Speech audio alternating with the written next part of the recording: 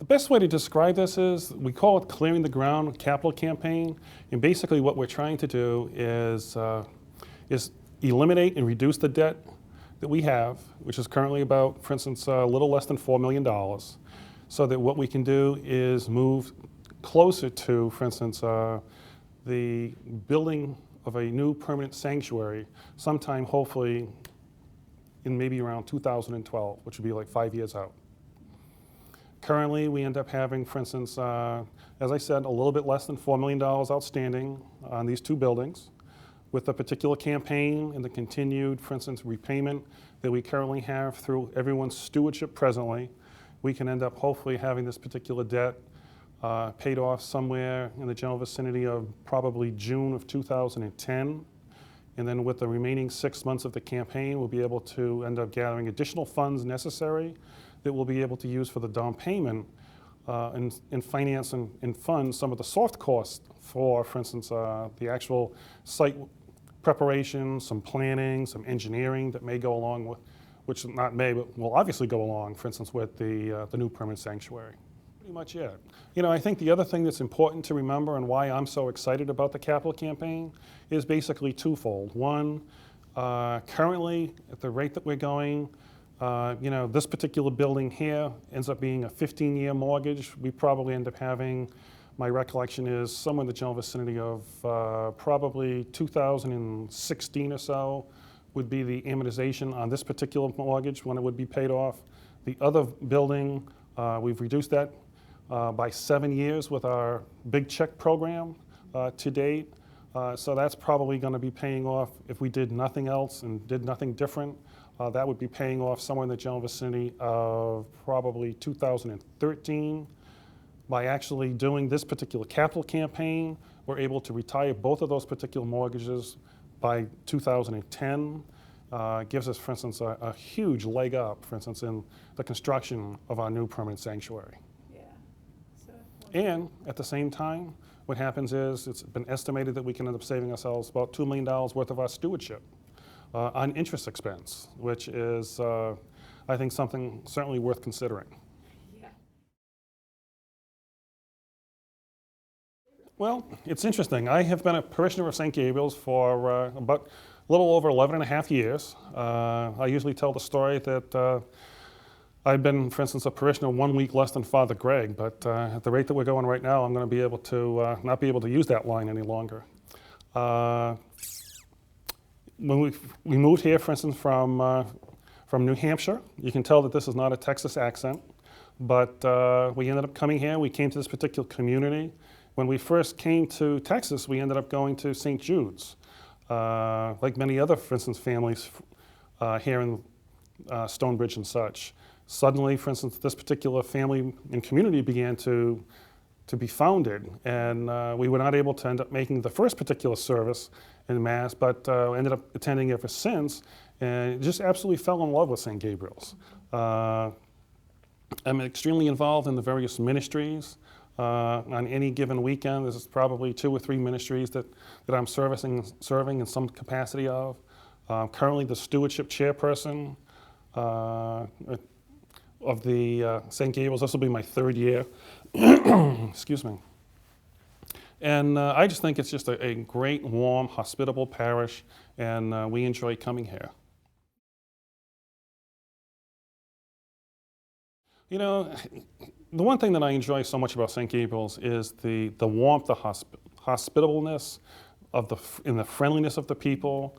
It's a good group of people, because the church really is all about community, and that's really what this community is founded upon. We've shared joys, we've shared sorrows with each other. It is just such a great place to come. It's so welcoming, it's warm. We just really enjoy it. It's been one of the best parishes I've ever been able to attend, and I truly enjoy being a member here. Well, you know, that's interesting. There's always a couple stories that come to mind. One of the ministries that I was involved with ends up being involved with the religious ed, and in the sacramental preparation, for instance, for confirmation, I'll always remember, for instance, that sense of pride and joy when one of the confirmation candidates, after they were confirmed by the bishop, ended up having, for instance, shortly thereafter, having the opportunity to be a Eucharistic minister and end up serving myself and others who taught them confirmation, the sacrament, for instance, of Eucharist. That was just a real special time. And I can remember, for instance, the smile when I stood next to this individual at the altar, realizing that she was now going to become, for instance, one of the Eucharistic ministers. And you could just see the sense of pride and ownership. And for me, it was great because you could begin to understand and realize and understand that it touched her to the particular point that service is now something that she's going to become more a part of her particular life. The other one ends up also being around the Eucharist, which is not really surprising when we think about what our particular faith is really centered upon. And that ends up being, for instance, an experience that I had with the Eucharistic ministry to the sick. There was a lady that over the years she was in a nursing home, did not seem to have much in the way of family visitations and such, but was beginning to, for instance, really have her health fail. And I can remember she was transferred from the particular nursing home that she was located into an ambulatory hospital, for instance, in Plano. And I was asked if I could deliver communion to her. And I can remember going down there and with the communion and the Eucharist and visiting with her and praying with her for a few minutes. And I can remember saying to her, well, I'll see you the next time, for instance, I go to the nursing home. And I can remember looking at me and saying, Stan, I won't see you again. And I didn't think that much about that until later, for instance, that week, I received an email from the chairperson, for instance, of our team, and realized that she passed away that afternoon. And it was just one of those, we pride ourselves about being the hands and the feet of Jesus. And it was, for me, just such a touching moment that this woman, I really and truly believed, knew that her time was ready. And she was ready and she was prepared to go and she wanted to say goodbye.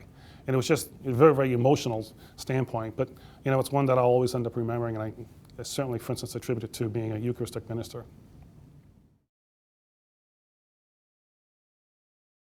Well, to be very honest with you, that's a very, very difficult question to answer, and it's one that ends up being very, very personal. And it really and truly is a reflection and a discussion and a communication and dialogue that you have to have between yourself and God. It's really between you two. And as a result, what I did is I actually sat down and really prayerfully, for instance, asked God, what is it that He wanted me to do? What could I do and what role could I take? What ultimately can I end up doing to make this thing a success? And I began to realize that it really is not about just giving money.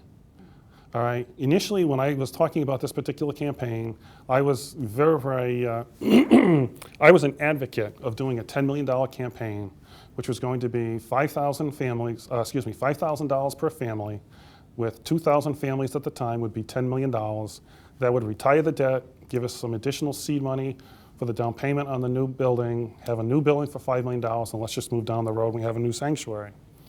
Began to realize and understand that it's not necessarily just a matter of mathematics. Although the mathematics is correct, what will happen, it'll be very, very difficult for instance, many families to part with $5,000. So it's really about, for instance, sacrificial giving. And what I mean by that is that everybody is at a different point in their life. They have different circumstances, both personal, financial, where they are on their faith journey and so on. And as a result, for instance, this is an opportunity for us. Father Greg has told us repeatedly the story, for instance, of the mangoes. And I think that story is so fitting and so touching to where we are right now. We have an opportunity to continue to plant mangoes.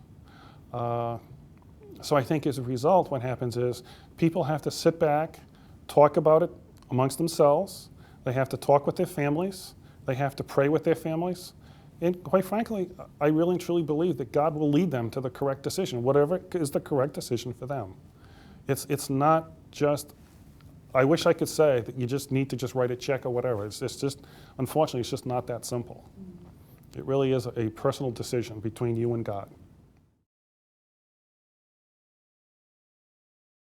Well, I will really welcome the day that we can end up having, for instance, our first Mass in our new permanent sanctuary. I know that there have been so many members that have expressed a desire and an interest of having what everybody refers to as a new church or a permanent church. And we all have said repeatedly, that it's not necessarily the building, it really and truly is the people. But I think for me, to be able to have the congregation able to have a Mass and celebrate the Eucharist in one body, I think it will be just so exciting, okay, that we are a very, very young parish, that I just think it would just be great to end up having us as best as we possibly can, all come together in one location and continue to serve, for instance, Eucharist and what have you. If I had to answer that particular question, I think it really came out with last year's stewardship campaign. And if you remember what the theme of that particular campaign was, that was not coincidental. To whom much is given, much is expected. And I mean, I really think that that's really what it's all about. We have, over the last several years, for instance, through our stewardship campaigns, have had very, very spiritual, insightful themes. I think it has been a continued build-up and a crescendo to where we are today with this particular Clearing the Ground campaign.